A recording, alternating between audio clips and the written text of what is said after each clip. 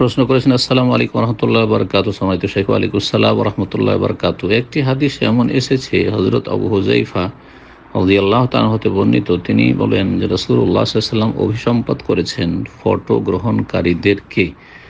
বুখারী। এখানে ফটো গ্রহণকারী বলতে কাদের বোঝানো হয়েছে? শুধু ছবি অঙ্কনকারীদের নাকি যারা ক্যামেরা দ্বারা ছবি তোলে তাদেরকে? যদি কোনো নারী স্মৃতি সংরক্ষণের জন্য নিজের ছবি তুলে এবং নন মাহরাম থেকে একান্তই গোপন করে মোবাইলে সেভ করে রাখে, তাহলে কি সে গুনাহগার হবে? জানালে উপকৃত হবে ইনশাআল্লাহ। জাযাকাল্লাহ খাইর। এই যে ছবি, এই ক্ষেত্রে শেখ মুহাসিন রহমতুল্লাহ আলাইহির ফতোয়া যেমন আপনি বলেছেন ভাগ করে, ঠিক ওই রকম রয়েছে। উনি বলছেন যদি হাত দ্বারা ছবি অঙ্কন করে, সেখানে হাতের কাজ থাকে, তাহলে তার উপর লানত রয়েছে। লান আল্লাহুল মুসাউয়িরিন, আল্লাহ রাব্বুল আলামিন অভিসম্পাত করেছেন ছবি অঙ্কনকারীদের উপর।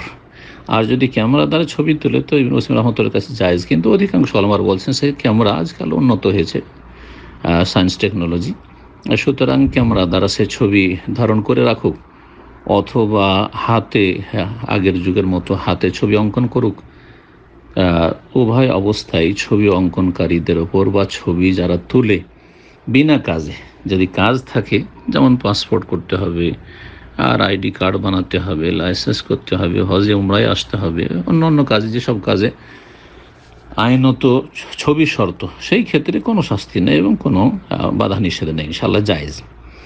এরকম ক্ষেত্রগুলিতে জায়েজ, কিন্তু বিনা কাজে শখ করে ফটো তুলে রাখা, এটা জায়েজ নয়। আর সেটা যদি বিশেষ করে যদি ঝুলিয়ে রাখে প্রকাশের টেবিলে অথবা দেয়ালে, যেখানে প্রকাশ পাচ্ছে, তাহলে আরও হারাম এবং সেখানে রহমত ফেরেশতা প্রবেশ করে না। এখন কেউ যদি স্মৃতি সংরক্ষণের জন্য ছবি তুলে রাখে, আর নন মাহরাম থেকে একান্তে গোপন করে রাখে মহিলার অথবা পুরুষদের ছবি স্মৃতির জন্য রেখেছে, বাপদাদার ছবি রেখেছে, তো জায়েজ কিনা? এই ছবিগুলিকে যারা ছবি বলছেন, এই হাদিসগুলোর আওতাভুক্ত, তারা বলছেন যে এই ছবিও জায়েজ নয়।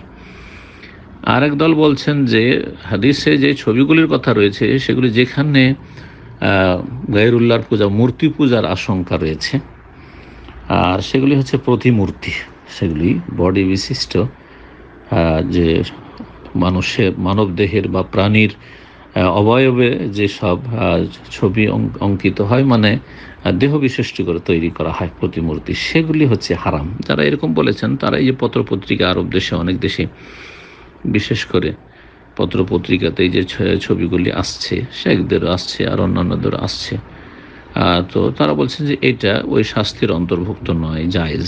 এটা হচ্ছে একটি মত। আর একদল বলছেন না, বিনা কাজে হইলে ওটাও জায়েজ নাই।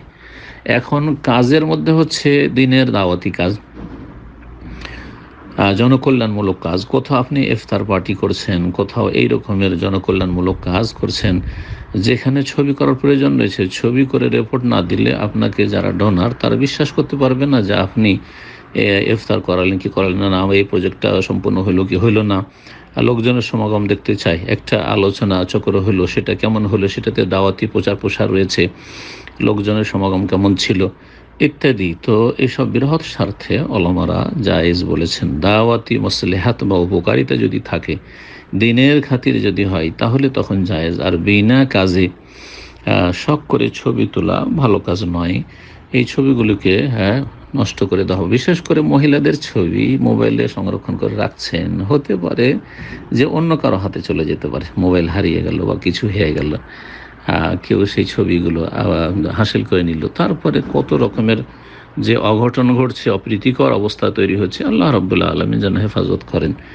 সুতরাং যথাসাধ্য ফাত্তাকুল্লাহ মাস্তাতাতুম, এইসব বিনা কাজের ছবি থেকে, শখের ছবি থেকে বেঁচে থাকবেন। বারাকাল্লাহু ফিক।